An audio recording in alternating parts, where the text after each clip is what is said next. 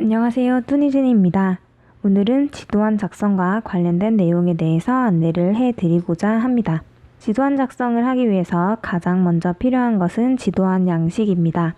저는 북소년 카페의 합격수기 게시판을 통해서 지도안 양식을 공유하고 있습니다. 일단은 제가 쓴 지도안을 한번 보여드리겠습니다. 수기랑 이번 글에서 말씀드렸듯이 저는 이렇게 비포로 뽑아가지고 한번 작성을 해봤어요. 화면 제가 이게 너무 낮아가지고 잘 보이진 않는데 어쨌든 비포 사이즈로 뽑아서 한 20장에서 30장 정도를 뽑아서 링으로 한번 묶었어요. 전체 링을 재본하지 않은 이유는 사실 귀찮아서입니다. 네, 재본하러 가는 게 귀찮아서 그냥 복사만 했어요. 일단 링을 한번 풀어서 보여드리겠습니다.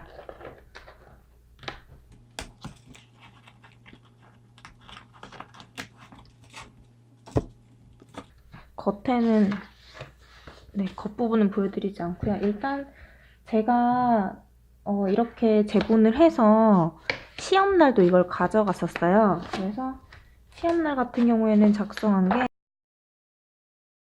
이게 시험날 작성한 겁니다. 작년에 인권보장 관련돼서 내용이 나왔었고 이렇게 했던 걸 중간에 그 쉬는 시간 동안 저는 복기를 해서 시험 준비를 했어요. 점심시간 이후에 시험이 있어서 저희는 이렇게 펜을 쓰고 복기를 할 수 있어서 저는 복기를 했었습니다.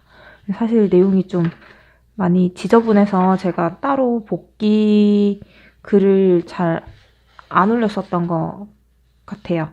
네, 일단은 이렇게 나중에 복사를 하셔서 시험 치러 갈 때도 가져가시면 준비를 하시기가, 쉬는 시간 동안 준비를 하시기가 좀 도움이 될 거라고 생각을 합니다.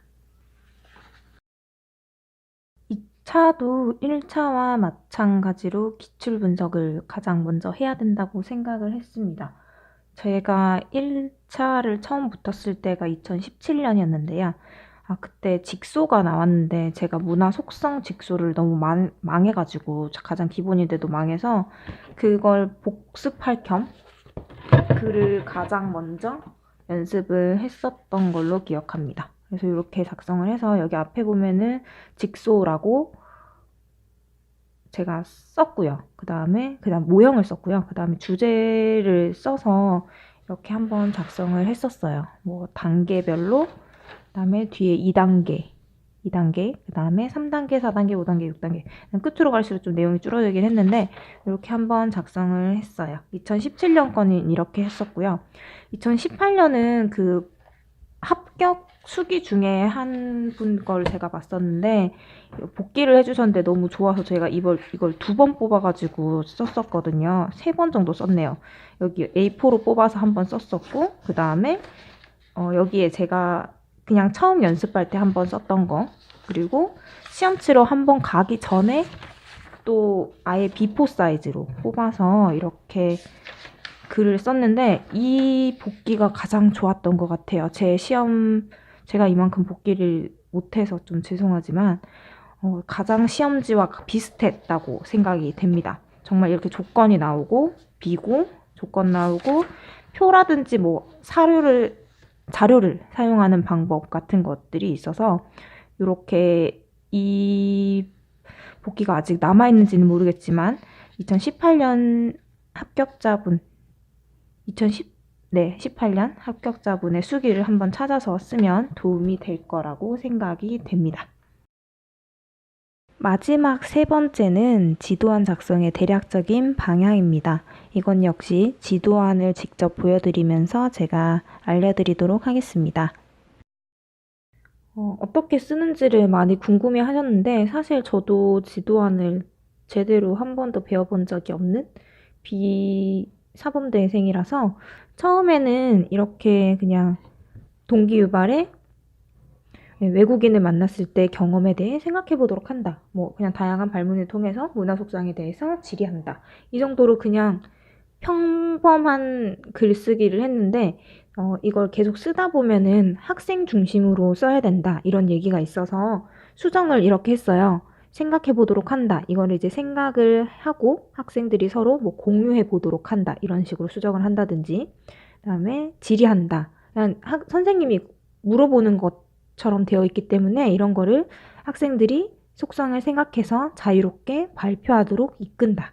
이런 식으로 수정을 해서 했던 부분을 적어두었습니다. 색깔펜으로. 그러고 난 다음에는 밑에 그냥 문장으로 썼어요. 보면은 뭐 대화체 형식으로 쓰는 분들도 계시는데 저는 그만큼 자세하게 쓸 역량이 조금 부족했다고 생각이 돼서 일단은 글을 먼저 쓸 수 있어야 된다는 생각에 평범하게 집단을 뭐 구성하고 그 다음에 집단명, 모든 명을 정한다.